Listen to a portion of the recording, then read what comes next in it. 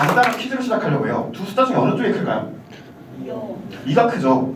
2가 1보다 크다는 거는 이미 서열적으로 정해진 결과입니다. 그럼 질문을 좀 바꿔볼게요. 1이 2보다 커지면 어떻게 해야 될까요?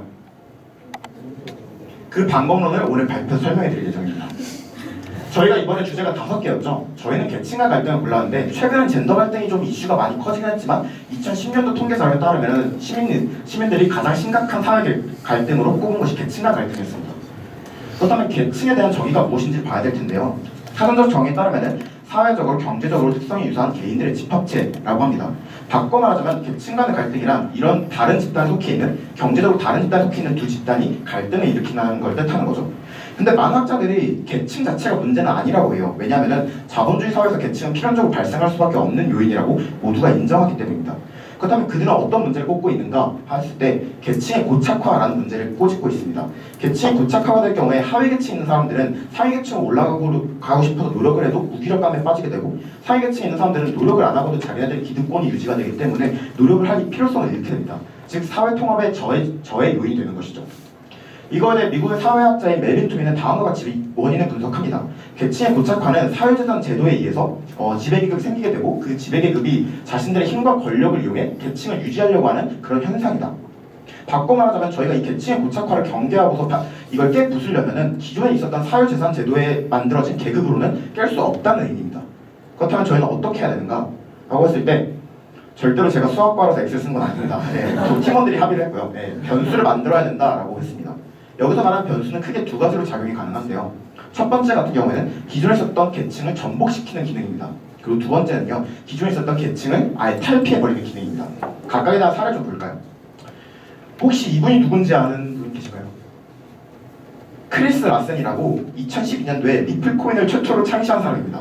그리고 이 사람은 5년 뒤 2017년도에 세계 부자 5위에 기록을 하게 됩니다. 5년 만에. 그리고 그 당시에 9위가 미국의 이제 그 구글 공동 창업자 레리 페이지였고요. 그러니까 구글 공동 창업자보다도 5년 만에 부자가 된 거죠. 근데 이는 단순히 단편적인 사례라고만 보기엔 좀 어렵습니다. 컴퓨터 2대 갖고서 창업했던 좀 괴짜들은 20년 만에 구글을 만들었고요. 여자 기숙사를 훔쳐보려고 만들었던 소셜미디어는 페이스북이 됐습니다. 15년 만에. 또한 미국뿐만 아니라 중국 같은 경우에도 알리바바나 샤오미 등의 되게 다양한 기업들이 만들어지고 있고 기존에 있었던 계층이나 사회재산에 대한 계급에 대해서 도전장을 내미는 기업들이 전 세계 곳곳에서 드러나고 있습니다. 그렇다면 우리나라는 어떨까요? 세계 400대 부자를 2015년도에 조사해봤더니 그 중에서 우리나라 사람들이 딱 5명 있었는데 여기 하단에 보이듯 한국은 5명 모두가 상속자들이었습니다. 즉 아버지가 부자였기 때문에 그 다음 계층도 부자가 되는 그냥 딱 유지가 되고 있는 거죠. 그 계급이. 두 번째로는 이제 계층의 탈피에 대한 부분을 볼 건데요. 덴마크 학교 교실입니다. 두 번째는 교육의 관점이에요. 덴마크 같은 경우에는 평가를 9년 동안 초등학교, 중학교에 걸쳐서 딱 2번을 하는데요. 2종류를 하는데요. 첫 번째 학생 평가는 우리가 흔히 말하는 이제 학생 생활 기록부인 것처럼 교사가 학생들을 상시적으로 관찰하면서 기록하는 걸 뜻합니다. 이 역시도 시험은 아니고요. 참고로 덴마크는 1975년도에 학교 개혁이 이뤄지면서 시험이라는 단어 자체가 추방이 되었습니다. 그리고 졸업평가가 이제 9학년이 끝나고 난 다음에 딱 한 번 우리나라처럼 시험을 보는 건데 모든 문제가 논술형과 주관식으로만 이루어져 있고 이 역시도 점수가 상대평가가 아니라 그 학생의 성취도와 학업 능력만을 평가하는 것입니다. 즉 덴마크의 교육은 남들이 만들어둔 서열 말고 기득권층이 만들어둔 서열 말고 너네만의 길을 찾아가 라고 말을 해주고 있는 겁니다. 그리고 아마도 에세이 보면 계리어에 대한 부분도 서술이 되어 있을 텐데 시간 관계상 생략하도록 하겠습니다. 그렇다면 우리나라는 어떨까요? 여러 가지 시험들이 있긴 하지만 대표적인 시험은 아무래도 수능일 것 같아요. 수능에 대해서 좀 분석을 해보자면 357분, 그러니까 6시간 좀 안 되는 시간 동안 151문제의 객관식 문제와 9문제의 주관식 문제로 이루어졌습니다. 수학에서만 주관식 문제가 있죠. 그런데요. These tests are too crude to be used. 이 표준화 시험은 너무나 부실하기 때문에 폐지되어야 된다라고 말한 사람이 있는데 혹시 누군지 아시나요? 프레델레 켈리. 표준화 시험의 최초 개발자입니다. 자기가 개발한 시험이 너무나 부실해서 폐기해야 된다고 말하는데 우리 그걸 바꿔서 학생들의 영향력과 가능성과 잠재 능력을 모두 다 규정지어요. 대학교 입시에서 말이죠. 그것도 객관화된 문제로 문제 고작 6시간 만에. 웃기는 일이라고 생각합니다. 그것 때문에 자살한 친구들 참 많고요. 그래서 저희는 방안을 생각합니다. 기존에 있었던 계층을 탈피하기 위해 변수에 대해서 우리나라는 너무나 수용적이지 않아요. 그렇다면 이거에 대해서 어떻게 해야지 좀 더 수용적일 수 있는가에 대해서 저희는 크게 3가지 관점을 꼽았는데요. 하나는 교육이고요. 다른 하나는 이제 방금 전에 보셨던 경영경제 정책 쪽이고요. 마지막 3번째가 미디어인데 미디어는 시간 관계상 여기서 생략하고 에세이 가장 끝쪽에 적혀 있습니다. 교육 같은 경우에도 성인 교육이랑 노인 교육도 저희가 서술해 뒀는데요. 여기서 학교 교육만 일단 다루도록 하겠습니다. 교육 같은 경우는 일단 그 목표는 기본적인 인식 변화가 필요한 것 같아요. 지금 학교에서는 의사가 되는 게 청소부가 되는 것보다 가치 있는 일이라고 우리에게 가르칩니다. 근데 저는 가치 있는 일이라는 게 따로 있고 가치 없는 일이라는 게 따로 있는지를 묻고 싶어요. 그리고 애초에 직업으로만 따질 게 아니라 그 학생이 어떤 삶을 살아가야 되는지, 우리나라에도 자유학기제라는 게 있잖아요. 근데 자유학기제는 모두 다 직업으로만 구별되는데 덴마크에 있는 갭이어라는 제도는 그냥 시골 외진 곳에 가서 내가 어떻게 살아가야 될지 삶의 형태를 고민하라고 합니다. 그래서 저희는 다양한 삶의 형태가 있으면 먼저 인식을 시켜줘야 될 거고요. 그거에 대한 좀 더 구체적인 방안으로는 평가 방식의 변화가 필요하겠죠. 근데 이게 쉽지 않은 이유는 교사들의 업무가 너무 과중되기 때문에 쉽지 않은 건데요. 이거의 부분에 있어서 교사의 역할에 대한 변화가 플립러닝이나 이런 걸 통해 좀 더 학생들을 관리하는 쪽으로 바뀌어야 될 거라고 생각합니다. 그리고 경영경제 정책 같은 경우는 변수를 지지하고 장려준 정책 마련이 필요한데요. 우선 장기적 안목이 좀 필요하지 않나라고 생각을 해요. 우리나라 같은 경우에 1년에서 3년차 스타트업, 제가 실제로 창업을 해봐서 아는데 1년 3년차 스타트업한테 해주는 투자는 외국 못지않게 많아요. 그런데 3년에서 5년차, 그러니까 중견 이상 정도 되는 스타트업에 대한 그 투자 비율은 해외에 비해서 현격히 떨어지는 편입니다. 또한 창업뿐만이 아니라 R&D 영역도 마찬가지예요. 2015년도에는 빅데이터, 2016년도에는 AI 2세대로 가입하고 2017년도에는 블록체인, 정확히는 비트코인이었죠. 그거에 대해서 관심이 해외에서 한번 빵 일고 나면 그 다음에 우리 뒤늦게 따라 들어가요. 근데 해외는 그게 10년에서 15년 정도 연구한 결과가 이제서야 나타나는 거거든요. 그러니까 그런 단발성과 너무나 장기적인 안목이 부족하다, 이 부분을 고쳐야 될 거라고 생각합니다. 그리고 두 번째는 정책 규제에 대한 완화 및 조율자 역할이 필요한데 세계적으로 혁신적인 스타트업 100개가 국내에 들어오면 57개는 규제에 막혀요. 우버나 이런 것들을 포함해서 말이죠. 그리고 세 번째는 대졸자와 고졸자의 임금 차이를 이제 최소화시켜야 된다 이건데 사람들이 도전하고 변수를 받아들이기 위해서는 최소한의 생계를 보장받을 수 있어야 된다고 생각을 합니다. 근데 우리나라는 이게 미국이나 다른 나라보다 어마어마하게 격차가 큽니다. 그러다 보니까 이거에 대한 안전장치가 마련이 돼야 될 거라고 생각을 하고요. 자, 이제 끝쪽이네요. 이거를 어떻게 일이 더 크게 만드냐면요.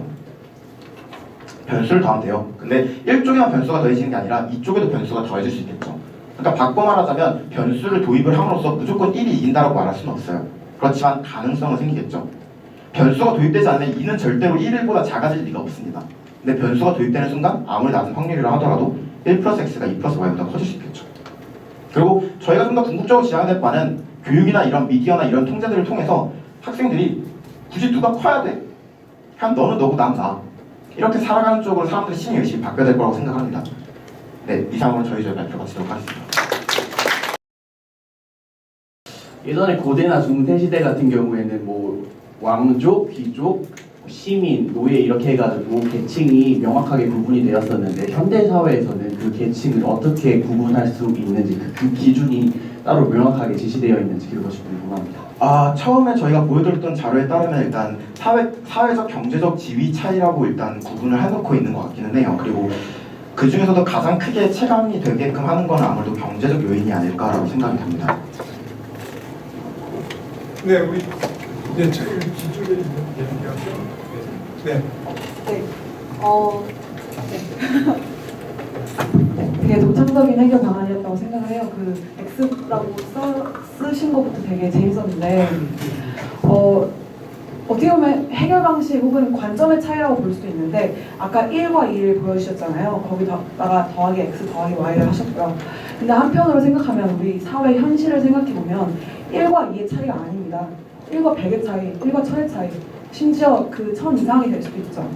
그런 사회 불평등, 그런 빈부 격차에 대해서 단순히 변수를 더하는 것에 우리가 그 해결 방안이 근본적으로 될 수 있을까? 1과 2 자체에 대해서 뭔가 조작을 가야 되는 게 아닐까라는 제안을 해보고 싶습니다. 저희 거 결론 부분에 보면은 그거에 대한 서술이 나와 있어요. 그러니까 정확히 거기서는 1 플러스 x랑 2 플러스 y가 아니라 1 플러스 x만 서술을 하고 있는데요. 그쪽 부분에서 저희가 이야기하고 싶은 거는 그 전에 그 얘기 해드리지만 알리바바 마윈이 이제 알리바바를 만든 그 사람이 그걸 하고 난 다음에 젊은 층들이 정말 많이 문의가 들어온대요. 어떻게 하면 당신처럼 될 수 있는가? 근데 그들 대부분이 다 이제 저소득층이고 그리고 그들한테 결국 멘토링을 줬는데 그런 결과 이제 지금 중국의 신전 지역의 제2의 실리콘밸리라는 곳이 만들어지고 있고 그래서 저는 이거 자체가 저희가 말한 게 최적의 해결 방안이라고 생각하지도 않고요. 이것만이 해결 방안이라고 생각하지도 않지만 아까도 말씀드렸다시피 이게 최고가 아니니까 시도해보지 말자 보다는 일단 시도해보고 나면 뭔가 변수가 생길 거고 그 변수 다음에 우리 그 다음 넥스트에 또 한 번 변수를 만들어내면 그때는 1에서 100이 차이가 1에서 10으로 줄어들고 그 다음 1에서 2로 줄고 결국엔 그게 한 번 또 전복되거나 탈피할 수 있을 거라고 저는 생각합니다. 우리 이제 처음 질문하는 학생부터 손을 한번 네, 우리 이 학생. 발표 정말 잘 들었습니다.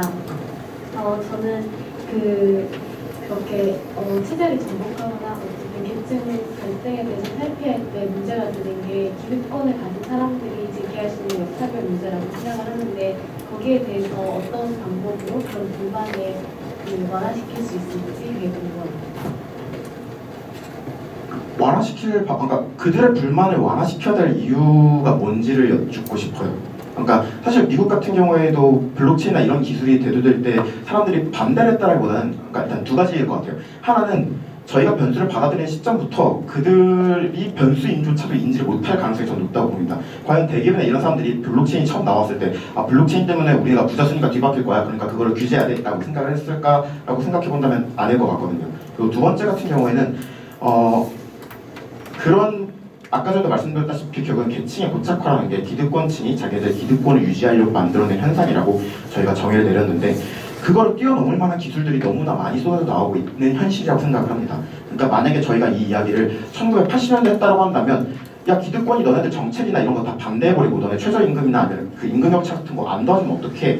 라고 하면 사실 그때는 진짜 손쓸 방도가 없을 수도 있다고 생각을 하는데 지금 같은 경우만 봐도 IT나 이런 것만 봐도 무자본으로 창업할 수 있는 사람들이나 여지가 정말로 많아졌고 결국에는 그걸 통해서 충분한 교육과 공부가 바탕이 된다면 저는 그게 기득권층의 그런 영향력을 무시할 수 있을 정도로 저는 변수로 작용할 수 있다고 생각합니다. 네, 안녕하세요. 발표 잘 들었습니다. 아까 어른 교육에 대한 부분이 잠깐 들려서 그 부분에 대해서 궁금한데 저희는 사실 지금 다 그 대학을 다니고 있거나 혹은 다녔거나 이 상황인데 그래서 저희는 어쩔 수 없이 주입식 교육을 받았잖아요. 정답이 있는 교육에 익숙해져 있고 그리고 뭐 가끔씩 과외를 하다 보면 아직도 학생들이 공부하는 거, 답을 찾는 공부를 하는 게 올바른 것이다. 맞게 가고 있는 거다라는 인식을 많이 해요. 그리고 지금 사회에 나가 있는 친구들을 보면 오히려 차라리 정답이 있으면 좋겠다. 이제는 성적표가 나왔으면 좋겠다. 성적이 나오지 않는 게 더 괴롭다라고 수동적인 이런 인식을 가지고 있는 어른들이 많은데 이미 이렇게 성장해버린 이 사회인들을 어떻게 인식을 바꿀 수 있는지가 궁금합니다.